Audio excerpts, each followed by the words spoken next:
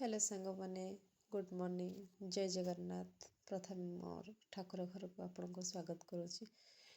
मो ठाकुर घरे मो पूजा बसी जाइए। ठाकुर को चंदन सिंदूर लगे सारा पर मो झी दुर्गा को लगे दूची। ताको बही दे दूची पढ़िया कहीं से जिद करुच्ची कि मामा मते बही दियो आउ से एते बही भितर ए बही नुह ता बही कि से खोजा चाहूँगी। तेणु तार गोटे कुनी बहीटे मुझे रखी से प्रत्येक दिन आसे नमस्कार करे से बही की खेलाए कौन पढ़ीदेला भली सबकि पढ़ी दिए। बास तार कुनी बही टी सी भी पाईदेला से जानी से कौन केमती कर बही रखुची। तेणु जेहेतु छोट पिलाटे मु बही सब सजाड़ी देती। छोट बेलू भगवान प्रति आस्था विश्वास सब आसवा दरकार बोले से मुझे आनी प्रत्येक दिन ठाकुर घरे पूजा कला बेले बसाए। ता बाबा जब पूजा करने को आसती चंदन लगे दिखती ठाकुर नमस्कार करने कहते तार गोटे आदत हो जाए। जी भी पूजा घर को आसले बो भी पूजा करने को जो आसती से पूजा घर को आसे सब बही गुड़ाक खेलाए ता बही सहित अन्य बही गुड़ाक खेलते बही गुड़ाक सब बाहर कर दूची चिरी दूची तथापि से बसु जानू माने जानिबा दरकार ठाकुर प्रति से आस्था आसवा दरकार। मु भोग दे सारा पर ठाकुर को धूप दीप आलती मोर झुणा सबकि देवी। तो ये हिसाब पूजा कर सारा पर मन को शांति लगे सहित लगे जमी दिन मानर गोटे बड़ कम सरीगला। गोटे पार्ट माने गोटे दिन कम हूँ ठाकुर पूजा। ठाकुर पूजा ही आमको बहुत समय नहीं ठाकुर को सजाऊ ठाकुर को भोग लगाओ ठाकुर को धूप दीप आलती करूँ ठाकुर को आवाहन करूँ आम घर को एमती आस समस्त सुख दुखरे साथी होई थाओ समस्तंकर शुभ माने कामना करी मो घर सकाळु मोर काम होची मु पूजा करबा मो पो झील को रेडी कर सारा पर मु पूजा करे। पूजा कर सारा पर मोर अनेक काम अच्छी किंतु पूजा कामटा ही मोर मुख्य काम। तेणु पूजा सरला पर बो कपड़ा धोई देते मुझे जाऊँगी सुखेवाई मो सहित मो झी भी आसी जाइए छात उपरको मुझे कपड़ा सुखेबी। बास कपड़ा सुखे सार मतलब कपड़ा सुखा जाऊँगी से जिद कर नाई नाई मुझे सुखेबिनी मत तुम तलक नियो मु से तले ही सुखेबी जोठी माने तले जोटी सुखा हम मु तले सुखेबी तार सुखेबिनी जिद्दी कलु मुझे तलक नहीं गली से तले सुखे दूसरी तो देखी दूसरी जे बाली फाली हो जाऊँगी झाड़ी पकाऊँगी जोड़ा पकई ताकू छाड़ी जहाँ धरी झाड़ी दूसरी। तेणु तार नटखट एमती चलती मुझे मो कम करदेली तो टे बाहर को पलि गली मोर बाहर को टे मार्केट जीवार थिला। मार्केट को गली मोर मार्केट काम सरला जो मुझे फेरिली देखिली भ्यूटा भारी भल लगे माने धान कटाकटी सब चलची धान कटा मेसीन चली सेटा ट्रैक्टर रे धान पुरोची से ट्रैक्टर जाऊँगी धान नहीं कि बाकी भल लगे से आसला गोटे क्लिप नहीं गली।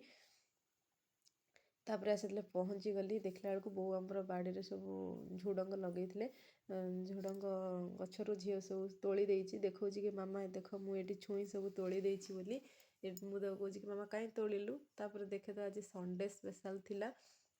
तेणु ये रानू आमर अंडा तरकारी चलची तापर मु आउ गोटे दादा घर को जीवी देखी सरिता आमर कौन रोषे कर संडे स्पेशल कौन कहीं माघ सोमवार जेहेतु काली अच्छी काली पूर्णिमा से मैंने आज छाड़ खाई कर दौरान चिंगुड़ी माछ आउ बड़ माछ तरकारी सी कर छाड़ खाई खाई सारिकी आम समस्त आसला देखला बेलू बाबू ये चलाऊँ साइकेल चलाऊँ जेहेतु आज संडे आज छुट्टी अच्छी से तार ता हिसाब रे आज दिनटा को सी पूरा तार एंजॉय करची जेहेतु बॉडी फिटनेस साइकेल चलवा दरकार दौड़ा दौड़ी टी कसरत करवा दरकार। तेणु से जो टे भैकेंसी पाए टे छुट्टी पाए पाठ टे तार लिजर थाए तेणु से एपट सेपट होगी साइकेल फाइकेल टे चल नौची।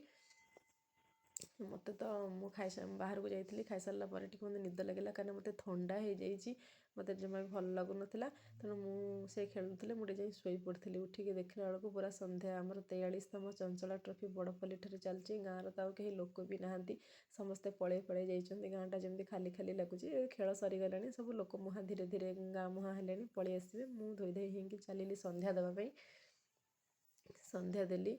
तेणु संध्यारे समस्त की कुहे निजे भी करे ठाकुर को पूजा करवा दरकार प्रार्थना करवा दरकार ठाकुर को सबकि मनर कथा कहीदेले लगे जमी आम हाल्का हो क्या किसी कहू न कहू ठाकुर पाखे मोर एति प्रार्थना समस्त भल रखु। बास ठाकुर पूजा सारी आसला बेलू भाई भौणी लगी माने झगड़ाटी चली जाइए कौन ना मामा सी मत कान देखौनी मत कान देखले मुझे कहबी कह मत सरी कहीं मत मारिलु बाबू ता सहित टे आगुरी लगी मुझे ठाकुर घर थी କିନ୍ତୁ ସେ ତା କାନକୁ ଧରି କହୁଛି କହ ସରି, ଆଉ ମୋତେ ଆଉ ତୁ ମାରିବୁନି ବୋଲି। ସିଏ କିନ୍ତୁ ତାର ହସିବାରେ ବ୍ୟସ୍ତ, ସିଏ ତ ମାରୁଛି, କେମିତି ପୁଣି ମାରୁଛି ଦେଖ, କହ କହ ସରି କହ ମୋତେ। ସେ କିନ୍ତୁ ହସୁଛି, ତାପରେ ତାକୁ ସେ ସରି କହିଦେଉଛି। ସେ ପୁଣି ତା ସହିତ ଏବେ ଷ୍ଟାର୍ଟ ହେଇଗଲା। ଦୁଇ ଜଣ ଯାକ ଏପଟ ସେପଟ ତ ହେବେ, ଯେହେତୁ ସନ୍ଧ୍ୟା ହେଇଗଲାଣି, ତାପରେ ପାଠପଢ଼ା ଅଛି, ଖାଇବା ଅଛି। ମୁଁ ଦୁଇ ଜଣଙ୍କୁ କହୁଛି ସେତିକି ଥାଉ ବୋଲି। ତ ଦୁଇ ଜଣ ଚୁପଚାପ ହେଇ ବସିଥିଲେ। ତା ମାମୁଁ ଆସିଥିଲେ, ତା ମାମୁଁ ତା ପାଇଁ ମଥୁରା କେକ୍ ନେଇକି ଆସିଥିଲେ। ମୁଁ ଦୁଇ ଜଣ ଯାକଙ୍କ ପାଇଁ ବାଢ଼ିଦେଲି। ମୁଁ କହିଲି ଆସ ଖାଇବ। ସେ କହିଲେ ନାଇଁ ତାକୁ ରଖିଦେ ମାମା, ଗୋଟେ ଗୋଟେ ଦେ, ଆମେ ଖାଇବୁନି। ତେଣୁ ମୁଁ ଦୁଇ ଜଣଙ୍କୁ ଗୋଟେ ଗୋଟେ ଦେଇଦେଲି, ମଥୁରା କେକ୍ ଦେଇଦେଲି। ଗୋଟେ ଖାଇଲା, ଝିଅ ତ ଗୋଟେ ବି ନୁହେଁ, ଟିକେ ଖାଇଲା, ସେମିତି ଛାଡ଼ିଦେଲା। ବାବୁ ଗୋଟେ ଖାଇଲା। ଖାଇସାରିକି ସେ ପାଠ ପଢ଼ିବ, ତାର କାଲି ସ୍କୁଲ ଅଛି, କ'ଣ ହୋମୱାର୍କ ଅଛି କ'ଣ ନାହିଁ ସେଇଟା ସବୁ ମୁଁ ଦେଖିବି। ତେଣୁ ଖାଇଲା ବେଳେ ବି ମଧ୍ୟ ଫାଇଟିଂ ଚାଲିବ। ଦୁର୍ଗା ତ ସବୁବେଳେ ଝଗଡ଼ା ହିଁ ତା ସହିତ କରୁଛି, ସବୁବେଳେ ମାଡ଼ଗୋଳ କରୁଛି। ବାବୁଟା ଟିକେ ଶାନ୍ତଶିଷ୍ଟ, ବାବୁ କିଛି ତାକୁ ଲାଗେନି। କିନ୍ତୁ ଇଏ ଆଗରୁ ସାଙ୍ଗେ ସାଙ୍ଗେ ସବୁ ଷ୍ଟାର୍ଟ କରିଦେଉଛି। ଖାଇସାରିଲା ପରେ ବାବୁ ତାର ପାଠ ପଢ଼ିବା ପାଇଁ ବସିଗଲା। ତେଣୁ ସେ ତା ଜେଜ ରୁମ୍ ଛାଡ଼ି କେବେ ଯାଏନି, ତାକୁ ଭଲ ବି ଲାଗେନି କୁଆଡ଼େ ଏପଟ ସେପଟ ଆଉ କେଉଁ ରୁମ୍କୁ। ସେ ଏଇ ରୁମ୍ରେ ଜେଜେଙ୍କ ପାଖରେ ବସିବ, ଜେଜେଙ୍କ ପାଖରେ ଖାଇବ, ଜେଜେଙ୍କ ପାଖରେ ସବୁକିଛି। ତାର ଜେଜେମାଆଙ୍କୁ ସେ ବହୁତ ଭଲ ପାଏ। ଆମେ ସିନା ଜନ୍ମ ଦେଇଛୁ, କିନ୍ତୁ ତାକୁ ବଢ଼ଉଛନ୍ତି ତା ଜେଜେମା।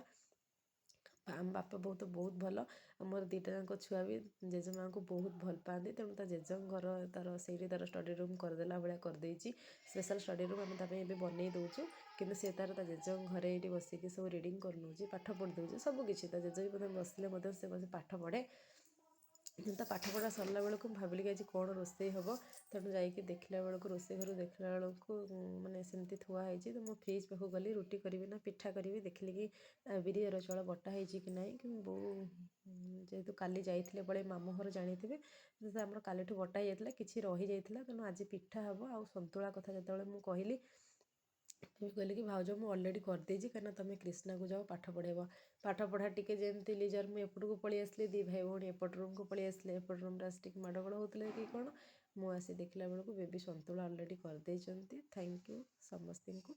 ଏମିତି ସମସ୍ତେ ମୋତେ କୋଅପରେଟ୍ କରୁଥାନ୍ତୁ। Good bye, good evening.